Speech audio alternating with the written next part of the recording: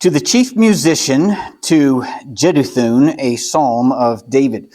Truly my soul waiteth upon God, from him cometh my salvation. He only is my rock and my salvation. He is my defense. I shall not be greatly moved. How long will ye imagine mischief against a man? Ye shall be slain, all of you, as a bowing wall shall ye be, and as a tottering fence. They only consult to cast him down from his excellency. They delight in lies. They bless with their mouth, but they curse inwardly. Selah. My soul, wait thou only upon God, for my expectation is from him. He only is my rock and my salvation. He is my defense. I shall not be moved. In God is my salvation and my glory. The rock of my strength and my refuge is in God. Trust in him at all times, ye people. Pour out your heart before him. God is a refuge for us. Selah. Surely men of low degree are vanity, and men of high degree are a lie. To be laid in the balance, they are altogether lighter than vanity. Trust not in oppression, and become not vain in robbery. If riches increase, set not your heart upon them. For God hath spoken once, twice have I heard this, that power belongeth unto the Lord.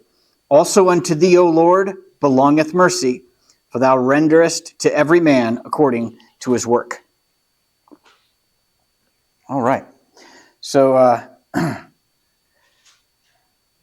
this psalm, the lesson for this psalm, I've entitled it, Only God, Only God. We see that a couple of times in the psalm, and it seems to be a theme. The historical note is to the chief musician, to Jeduthun, a psalm of David. Now, this psalm of David is a song of trust that is written for the musical family of Jeduthun. And as we are reading through our Bibles together this year, we've just recently come across some in First Chronicles. I don't think we've made it to chapter 25, but in First Chronicles, we've already seen some of the families of musicians that David set up to be institutional in the temple when it would be built. And Asaph is one of those that we've recently read. But Jeduthun is a family of musicians also, and I think one of three, if I remember that right. Let's just read that short little passage from 1 Chronicles chapter 25, starting with verse 1. Moreover, David and the captains of the host separated to the service of the sons of Asaph and of Heman and of Jeduthun. There you go, there's the three families, who should prophesy with harps, with psalteries, and with cymbals. And the number of the workmen according to their service was of the sons of Asaph, Zachor and Joseph and Nethaniah and Azarellah, the sons of Asaph, under the hands of Asaph, which prophesied according to the order of the king of Jeduthun. And this is the one mentioned in our psalm. The sons of Jeduthun, Gedaliah and Zeri, and Jeshaiah, Hashabiah, and Mattathiah, 6 under the hands of their father Jeduthun, who prophesied with a harp to give thanks and to praise the Lord. So that was David's intention in writing the psalm, was that this would go to the musical family of Jeduthun to be played at the tabernacle and in worship. The form of this psalm is, you see some repetition and some emphatic worshiping tone. And I see at least something reminiscent of some of the better choruses that are sung in the church, and with the repetition and even building on the repetition that we'll see as we go through the psalm together. David's psalms more often provide the counterpoint to the God that he praises. And he extols the mighty God of heaven, and then he excoriates the wicked who reject the rule of God. He promotes the eternal glory and the praise of God, and then he projects eternal judgment of his enemies. We don't usually put that into our worship choruses anymore, but David did, and there's something to be said for providing the counterpoint to God. We are praising God, to be sure. David praised God, and he also pointed out the other options people had and the price they would pay for them. And I find that interesting. I'm not sure how you'd shuffle that into a morning service, but it probably offends somebody. Anyway, the challenge, though, here is to sing this psalm with sincerity of heart and with complete surrender. And so this is how David begins in verse 1 of this Psalm 62. My soul is surrendered only to God's will. That's the paraphrase that I have for that first clause of verse 1. Truly my soul waiteth upon God, from him cometh my salvation. Truly my soul waiteth upon God. And I've just summarized that. My soul is surrendered only to God's will. This waiting upon God, which is a term we see throughout Scripture, is David resting in God's timing and in God's action. And I think that's a good way to think of waiting upon God, because we typically read that waiting upon God as just trusting in him. But a lot of times there is literal waiting involved. Anyone here love waiting? No? And so it is often resting in God's timing and in God's action. Now, so this is David's testimony during a time, no doubt, in which he was fleeing from the predations of the enemy, and we don't know exactly what part of his life this would have come from, or what he's referencing, or maybe he's just speaking generally. This one's not one that you can really pin down to a time in David's life, but it seems he is probably, when he speaks of needing salvation at all, from him cometh my salvation, he's probably speaking of being, on the run and needing that kind of salvation, or being in a pinch and needing that kind of salvation. The language here in Psalm 62 sounds to us New Testament Christians as soteriological language, right? That is language in regards to us being saved. And the fact is, some of it does definitely apply that way, but primarily in principle. David is more likely making the application of God's salvation to a circumstance in his life. And as it turns out, we still need to be saved in different times in our life, right? From dire straits that we find ourselves in. And so I think when we make the application, we just kind of keep both of those ideas in our head and recognize that all the salvation of God is related. Any saving that God does in your life during dire straits and tough circumstances will come based on the foundation of the salvation of your soul, right? It's the same God, the same love. And so anyway, the being able to trust in God's daily salvation really stems from and is founded on an understanding of your soul's salvation. And by that I mean when you were saved. David even uses the term soul here. My soul waiteth upon God. And he's using that as a metonymy, a part of the whole that references the whole. He's talking about himself actually as a person waiting upon God, trusting and resting in his timing and his action. So his words could, as I mentioned, be just as easily applied to the salvation of a man's soul as we think of salvation, that word, that's how we typically use that word today. And that too is waiting upon God, right? Think about how it was waiting upon God back in David's time. It was for the saints of the Old Testament.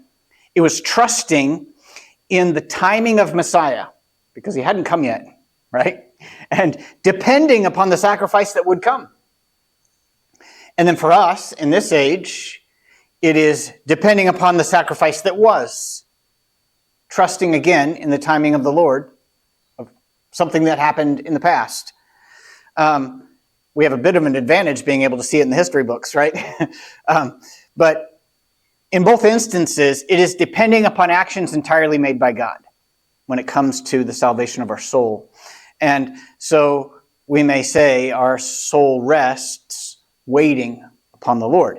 And we wait because, my first subpoint here in the second clause of verse 1, because he is the source of my salvation. Truly my soul waiteth upon God, from him cometh my salvation. The God who saved us from the penalty of sin, who did all the work required for my salvation, is the same God upon whom I can rely anytime that I need to be saved from any danger on earth. And truly this is so. So truly my soul will wait.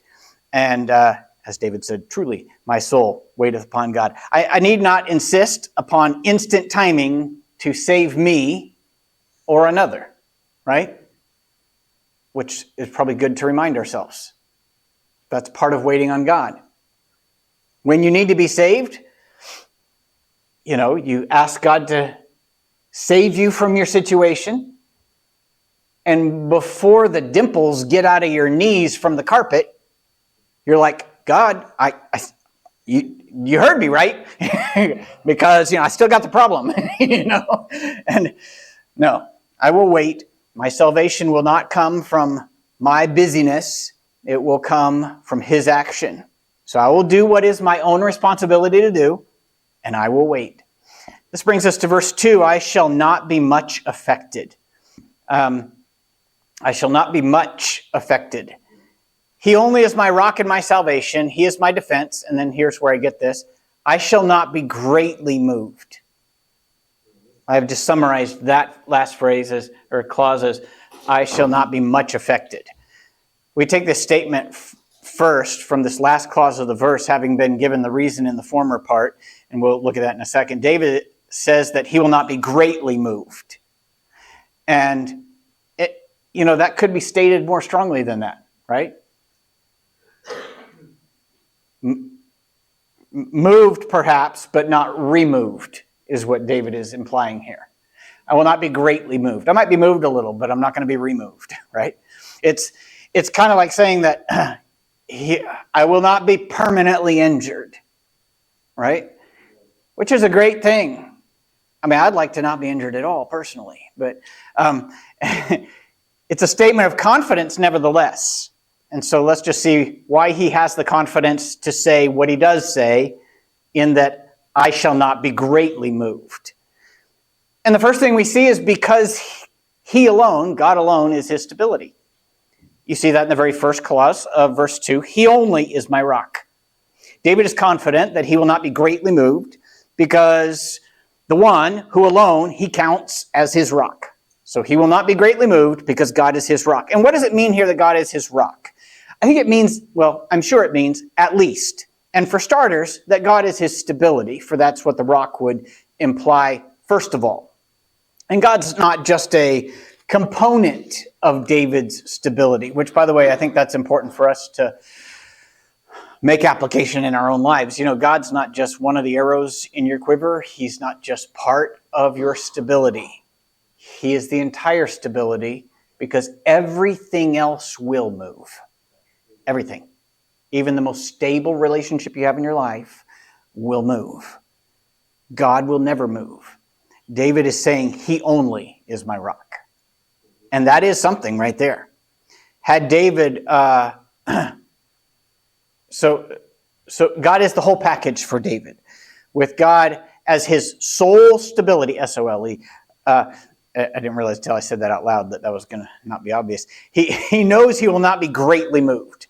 Next, we see that he makes this statement with confidence because God alone is his salvation. So he only is my rock and my salvation.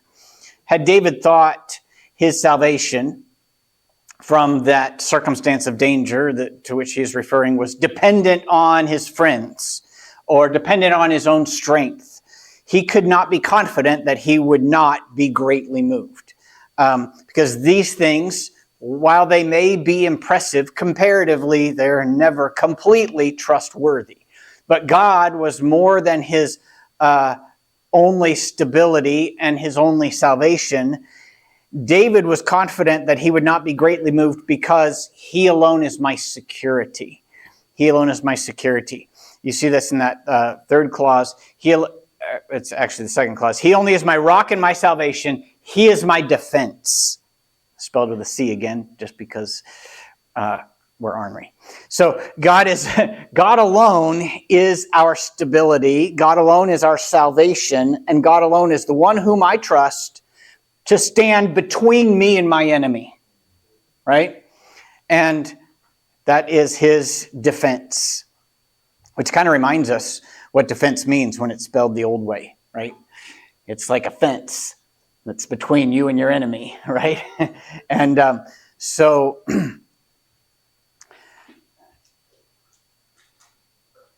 if he is my stability, my salvation, and my security, I cannot be greatly moved. And how could I be greatly moved?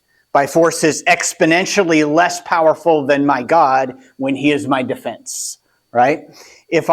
However, if I dilute his power and I trust in something else, perhaps depend on something else and just kind of add him to the equation, by trusting in another, by resting in my own strength or my own work or the power of a man, I will surely be moved, and perhaps greatly.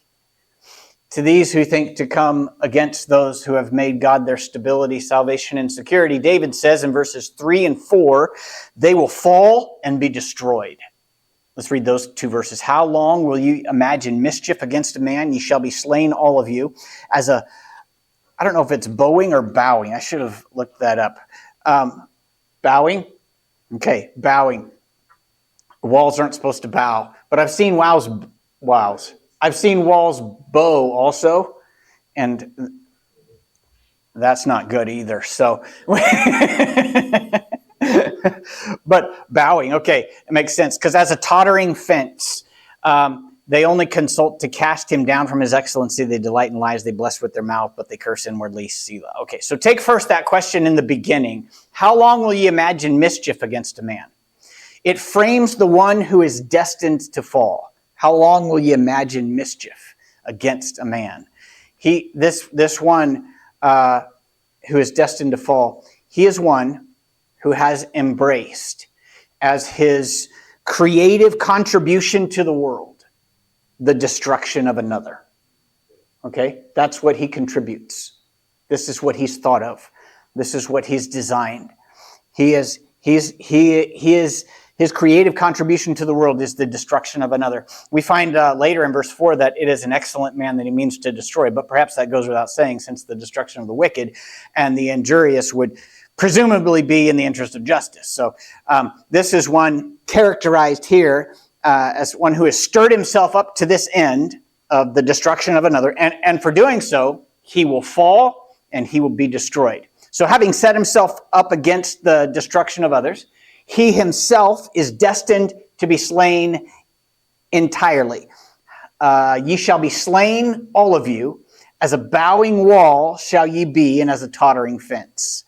The depiction of his demise is that of a wall badly built, at the very least, right? And bowing steeply out of plumb. And the second descriptor is of a tottering fence. And perhaps you have seen a tottering fence before, or go through a gate or whatever that is connected to a tottering fence. And it's one perhaps whose foundations, the main posts, have rotted at grade. And so the whole thing's just kind of held together by its flimsy ties to the adjacent boards. And so you touch the fence and the whole thing moves, right? And a stiff wind will take it down. And why? Because they only seek to injure the righteous. That brings us to verse 4. They only seek to injure the righteous. They only consult, he says, to cast him down from his excellency. Their only organized goal, that that over which they have consulted in their minds. They've given this some thought. Remember, this is the creative contribution that they bring to the world, the destruction of another. And so they've consulted in their minds, and their only organized goal is to cast down the one who is better than they are, or so it seems to imply by the moniker of excellency, right? So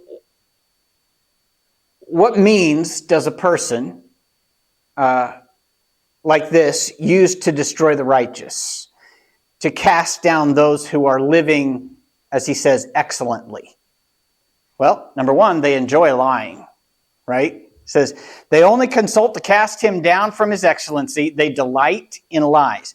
These have found lies to be an enjoyable art, right? Just the way he describes this, this isn't a person that has found themselves lying. This is someone who has made it their identity, right?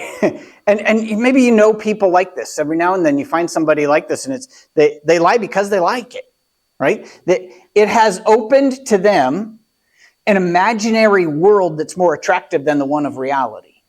And they think that they can manipulate the world around them by speaking lies into it. And well, that seems to work for some for a time, but truth will not stay hidden. Truth will out, as they say. And their delight in lies will result ultimately in a bitter taste. Next, we see they're disingenuous, all right? Right after they delight in lies, he says, they bless with their mouth, but they curse inwardly. So they may also say nice things.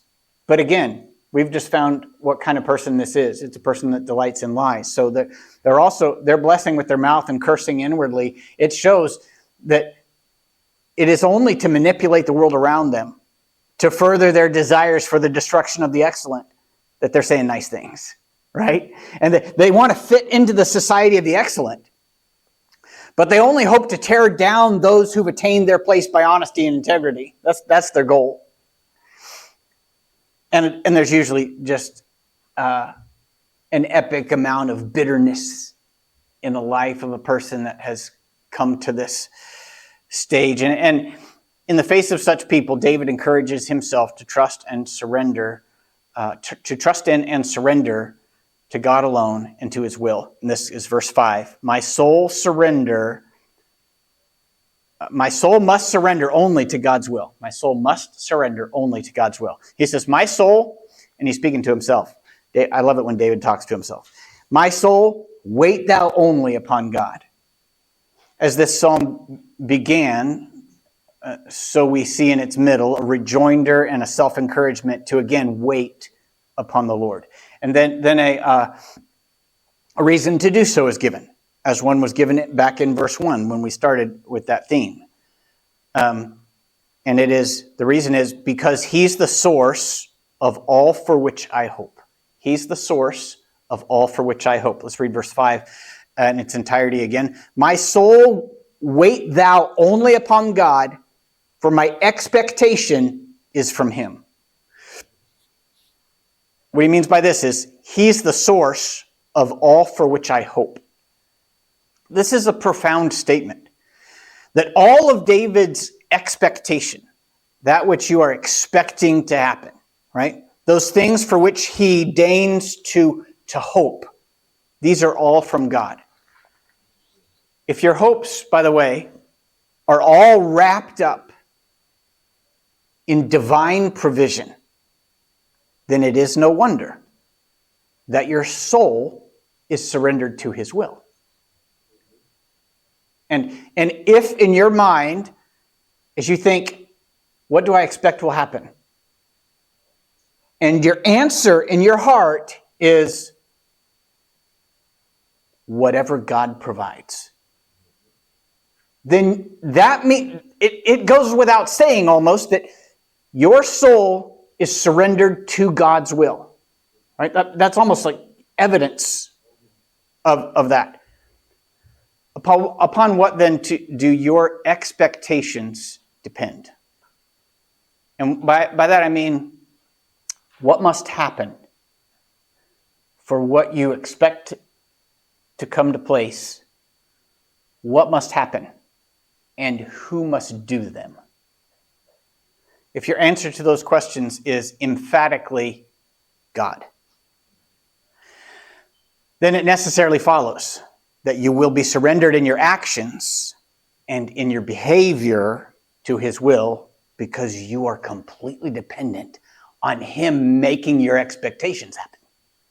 Right? So, and else no such hope may even be had.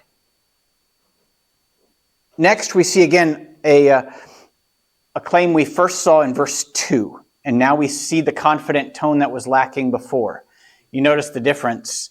I've summarized this one for verses 6, it's point number 5, for verses 6 through 7. I shall not be affected. You see how I changed it a little bit? What did I say before? I shall not be much affected.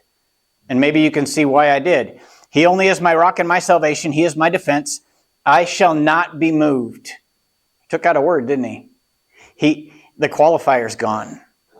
Now, on the heels of verse 4 is Selah, which kind of tells me David is building this chorus, if you will, on purpose, right? He changed the tone from confident to more confident, right? As he steps up the tempo with the Selah. So on the heels of verse 4 is Selah, the psalmist says unequivocally that he will not be moved. The primary reasons, they're not new. They're just maintained from before. Number one, because he alone is my stability. He only is my rock.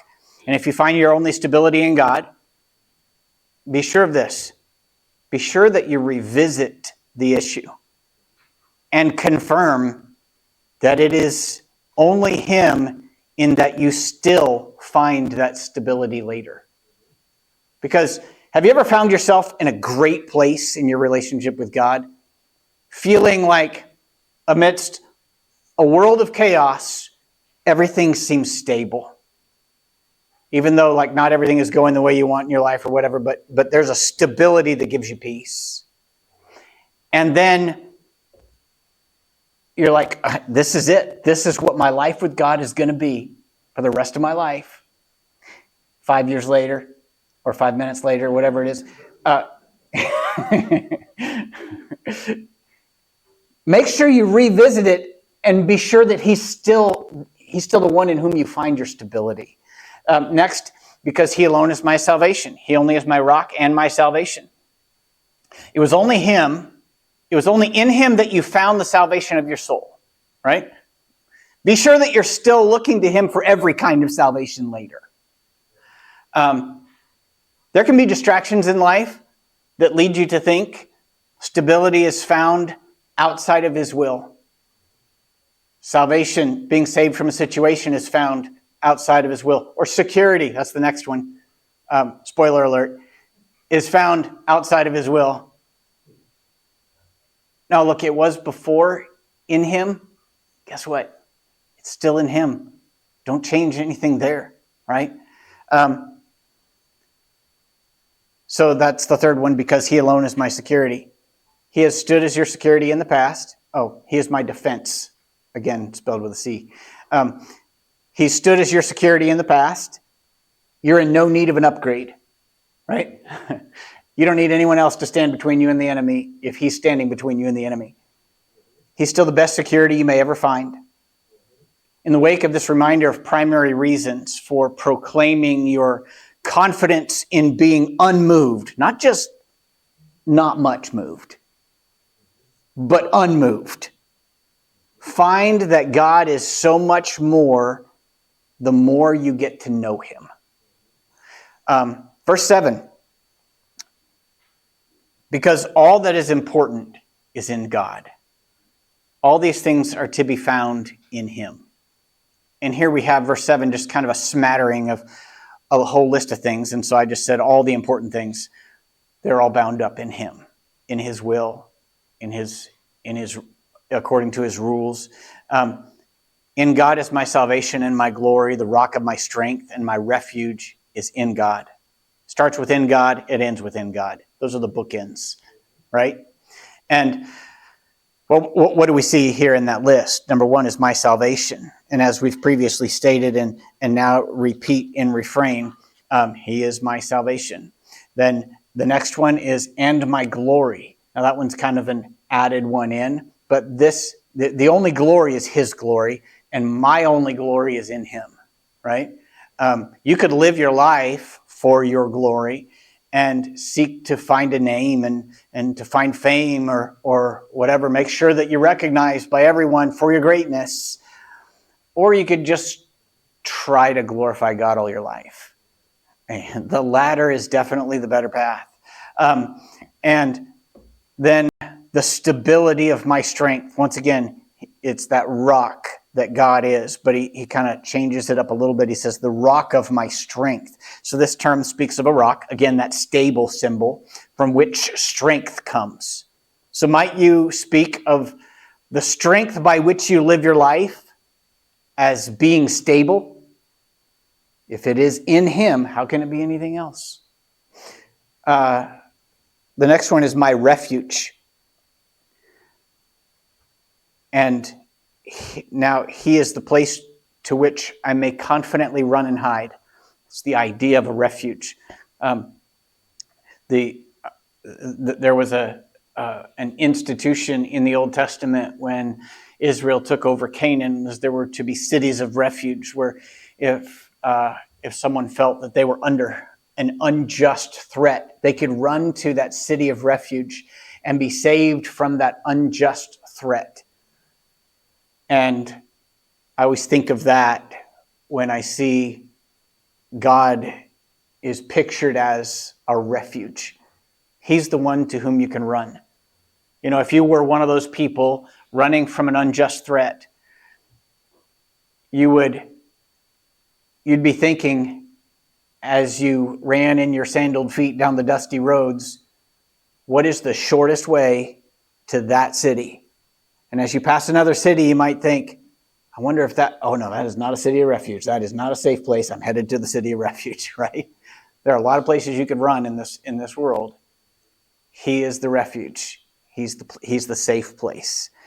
He's the place to which I may confidently run to hide, knowing that he will be there when I need him. Verse 8, you must trust only in God. This is point number 6. You must trust only in God. Verse 8 says, trust in him at all times, ye people. I don't know if it's just the modern vernacular that makes this funny to me, but when you're speaking to a crowd and you say, look, you people, everyone looks up, right? Because it's almost rude, right? And in some particular venues, it is actually rude. And this is, so it just strikes me as funny. Trust in him at all times, ye people. David, I don't know if that's how it came off to David's people, right? But at the very least, he's trying to get their attention, right? David instructs the people now, trust God at all times. And if you're trusting him at all times, you are trusting no other, right? So then trust only in God. And I think I might put this out there. There is a kind of trust that we are supposed to have in each other as a family, as brothers and sisters in Christ, right? But even that is based on our trust in God. The reason we would trust each other is because of the Holy Spirit that lives in that person, right? And so I don't want anyone to walk away with, I'm never going to trust anybody, right? No, there is a level of trust that we are supposed to have with each other. That's kind of foundational in relationships. But nevertheless, there is no one you should trust 100% except God. The trust that is put in God, everything else pales in comparison to it. And so trust only in him. And how might we do this? Number one, by pouring out your heart to him. by pouring out your heart to him. Trust in him at all times, you people. Pour out your heart before him. God is a refuge for us. To pour out your heart to a person is indeed to place trust in them, right? And sometimes we find that this is we find this to be a trust broken, right? Because always people will fail us. And mainly it's because they're people, right? But with God, at least, we may find him trustworthy. So perform the action of trust by pouring out your heart before him. Now, that's the how of it. But how about the why? Why is it recommended that we do this? It is because he is a refuge for us. Do you see that last clause in verse 8? And basically, as we saw in verse 7, God is the place in which we can always hide. God is a refuge for us. He will always be there, and there is no better refuge to be found than him. None can breach the refuge of God, nor can any break you from his love and his power. But why is it safe to trust God when it seems man always breaks our trust? And verse 9 answers, because men are fickle. That's reality. Men are fickle. Surely, so are women. I didn't want any of you just say. I didn't want to leave anyone out. I mean, generically, surely men of low degree are vanity, and men of high degree are a lie. To be laid in the balance, they're altogether lighter than vanity. Men are fickle. This seems to be the overall observation. But distinctions are made in the summary, so let's just see them. Number one, men of low degree are vanity. Surely men of low degree are vanity. That's the first clause. So, who are these? I mean, I think that phrase, men of low degree, that kind of says what it says, and you don't need a whole lot of explanation, but these are men to whom there is no acclaim, of whom nothing is known, and who have achieved no status or reputation. These men, they will be found empty, right? They are men of low degree because they haven't amounted to anything, and they will be found empty. They will fall short. They are made of dust, and they will prove it when the wind blows or it rains, right? So it must be to men of substance to whom we turn and trust, right? Men of high degree are a facade, okay? And men of high degree are a lie. You like that? These men of high, I think I'd almost rather be vanity than a lie. These men of high degree, they're the ones who have achieved position. They're impressive. They have accomplishments and titles. And if they are honest, they will admit that mostly they've learned to act the part. I think the greatest of men have what is referred to as imposter syndrome. How on earth did I end up here? Right? and they feel too small for the greatness of the position that they're in. So that's why I say that they'll admit, if they're honest, they'll admit mostly that they've learned to act the part. None have so much innate substance and quality as to be able to stand in for God. That's pretty important right there.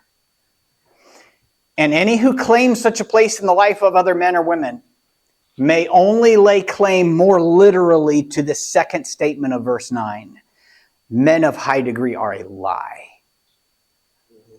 The context here is just that men whom we may trust in place of God himself. That's the context. Men of low degree are emptiness, vanity.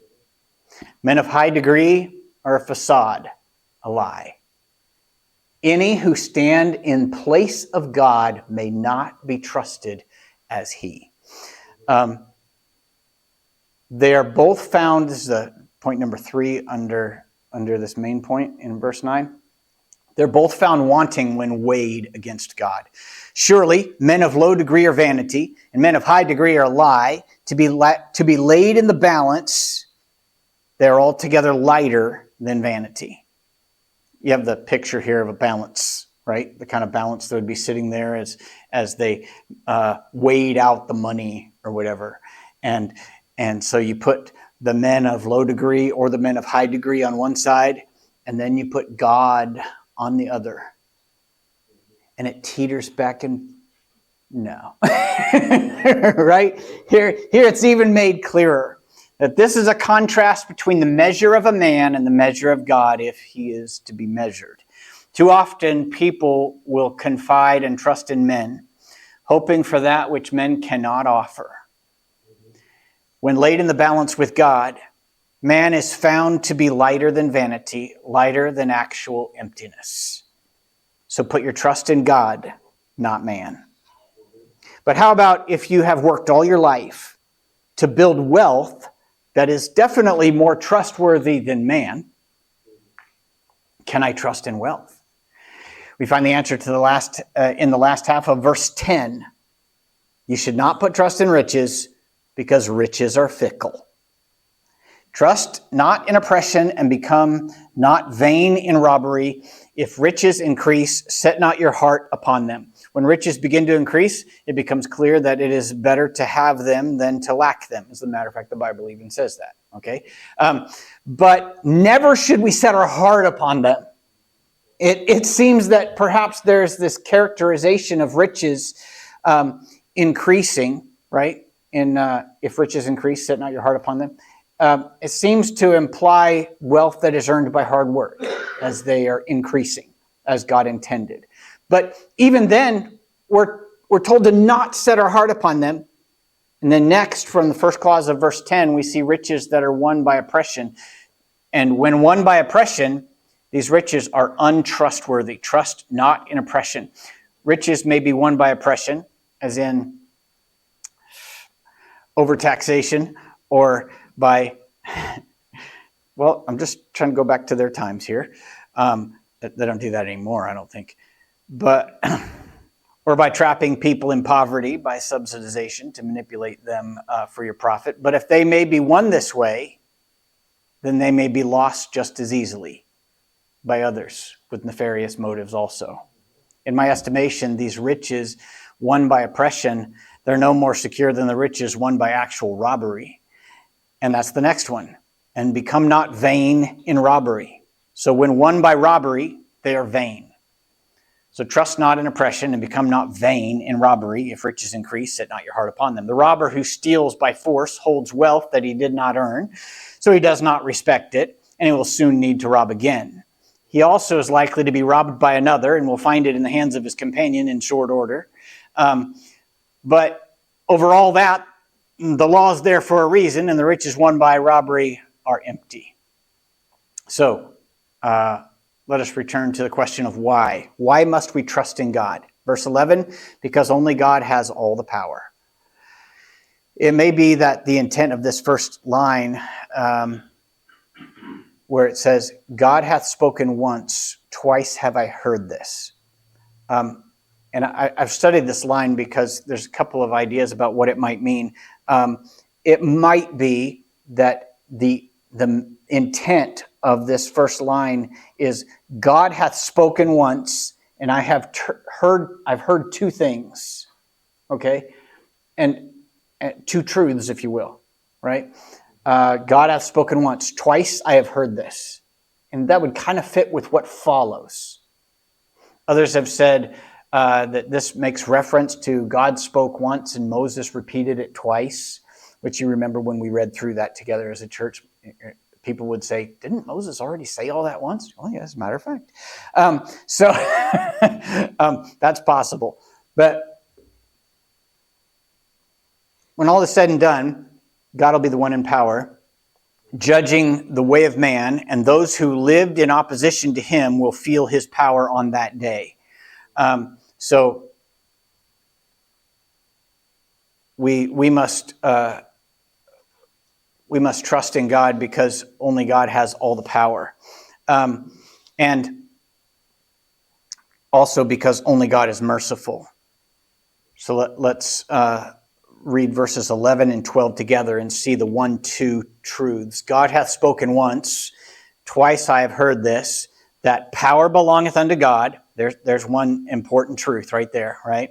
That when all is said and done, God's the one that's going to have the power. And how do you think that's going to work out if you have been in opposition to him?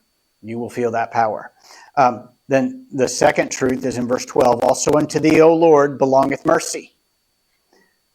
And so, because only God is merciful, right? For thou renderest to every man according to his work. And that applies to both. So then, when all is said and done, God will be the one who holds mercy. And it'll come to those who have put their trust in him. That's the according to his work that we're talking about there. In conclusion, when contrasted with the instability of a life without him, it is immediately apparent that only God is worthy of my trust, my affections, and my complete surrender. And that is Psalm 62.